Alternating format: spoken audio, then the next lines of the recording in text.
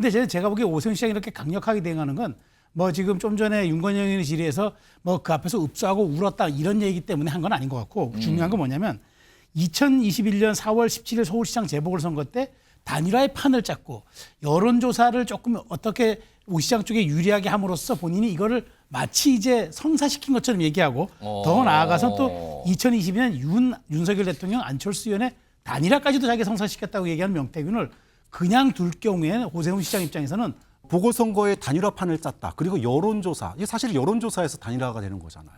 거기에 본인이 개입했다는 거 아닙니까?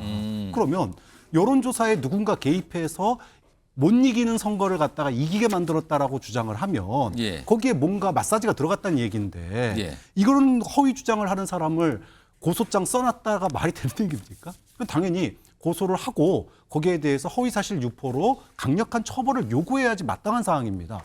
그런데 지금 이 얘기가 나온 게 하루 이틀이 아닌데 여전히 고소장 써놨다라고 머물고 있다는 것은 용산이나 이런 대응들을 보면서 거기에 묻어가겠다. 예. 더 큰 논란에 묻어가겠다. 혹시나 이런 생각을 하고 있는 건 아닌지.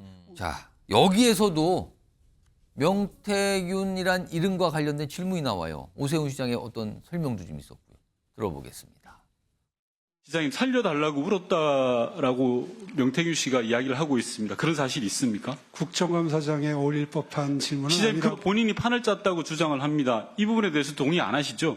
아유, 허무맹랑한 소리죠. 네. 명태균 씨에 대해서 명예훼손으로 고소할 생각 있으십니까? 네, 고소장은 써놨습니다. 언제쯤 하시나요? 지금 여기 계속해서 보시면 저렇게 사실무근인 얘기를 하면 네. 고소를 안 할 수가 없습니다. 자신 있으면은 뭐든지 다 폭로하라고 하십시오. 명태균 씨는 시장님에 대해서 잘 아시고 관련해서 협박까지 하고 계시는데 고발장 제출하실 겁니까? 예, 하여튼 뭐 앞으로 하는 걸 봐서 결정하려고 합니다. 예. 정말 서울시장이 대단하네. 아니 무슨 피감기관장이 죄인입니까? 서울시장이 자, 대단해요. 저희는 아니지만요. 국정감사하러 오셨으면 피감기관장의 설명을 들으셔야지요. 우리가 서울시장 이야기 들으러 왔죠. 표현이 좀 과하시네요. 잔소리 들으러 의원님 왔어요. 표현이 좀 의원님. 과하시네요. 아유, 의원님 표현이 좀 과하시네요. 깐족된다니요? 제가 지금 깐족됐습니까? 피감기관장이 요청드릴 이광희 수 의원님. 있는 내용을 요청드리고 있는 겁니다. 자, 이광희 의원님 잠깐만요. 자, 이광희 의원님. 참. 자, 제가 질의하겠습니다. 네. 자, 깐죽깐죽이 뭡니까? 잠깐만요. 더 이상 회의 진행이 명태균 씨 관련된 질의 답변 있는다가 뒤에 갑자기 설전이군요. 지금요. 야당 의원들과 오세훈 시장의 저런 모습이 오늘 있었습니다. 최재형 평론가. 사실 그동안 오세훈 시장, 명태균 씨가 뭔가 이렇게 주장을 했어요. 그거에 대해서 보면 서울시 측 또는 뭐 서울시 관계자 그랬죠. 이런 명의를 통한 입장을 주로냈는데 어제부터는 오세훈 시장이 직접적으로 강하게 지금 입장을 내고 있습니다. 이거 좀 어떻게 봐야 될까요? 그렇죠. 그러니까 그전에는 이제 간접 해명을 하지 않았습니까? 본인이 직접 워딩으로는 안 했는데 이제 이렇게 한 건 뭐냐면 국정감사장이라는 특성도 있겠지만 우리가 잘 아는 또 오세훈 시장이 또 변호사입니다. 법률적인 지식이 또 누구보다 풍부하고 또 실제 방송에서 진행한 프로그램 경력도 있고요.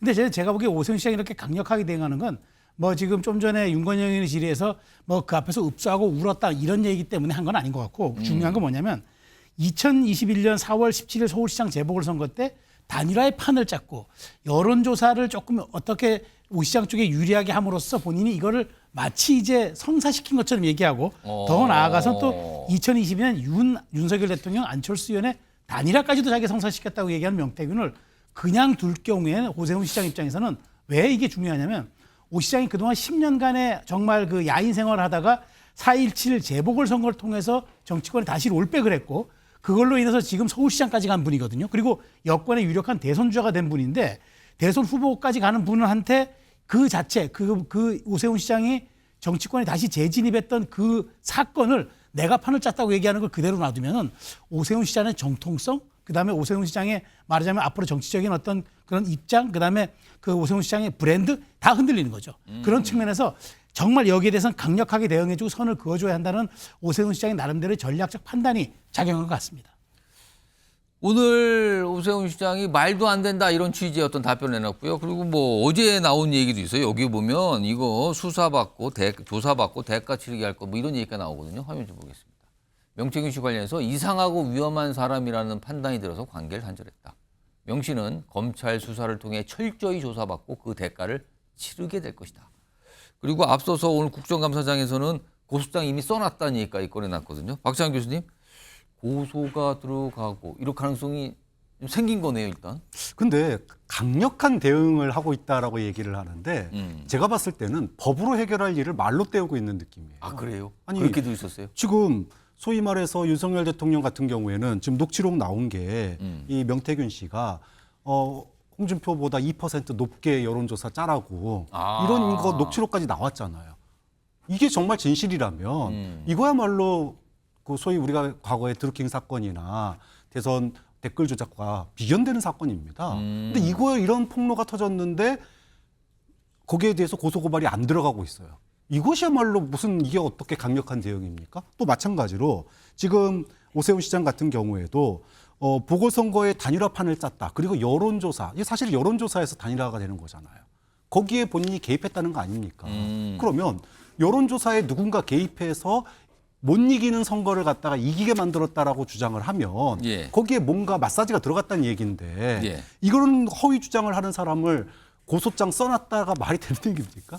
당연히 고소를 하고 거기에 대해서 허위사실 유포로 강력한 처벌을 요구해야지 마땅한 사항입니다. 그런데 지금 이 얘기가 나온 게 하루 이틀이 아닌데 여전히 고소장 써놨다라고 머물고 있다는 것은 용산이나 이런 대응들을 보면서 거기에 묻어가겠다. 더 큰 논란에 묻어가겠다. 혹시나 이런 생각을 하고 있는 건 아닌지 의심할 수밖에 없는 거죠. 참 명태균 씨 이름 국정감사장 참 자주 나오네요. 뭐 국회 선전 뭐 나오라고 했지만 본인은 그걸 안 나오고 지금 거부한 상태고요. 아무튼 이런 상황입니다 지금요. 여러 가지 오늘 카톡 뭐 이런 대화 사진까지 공개되고 그랬습니다.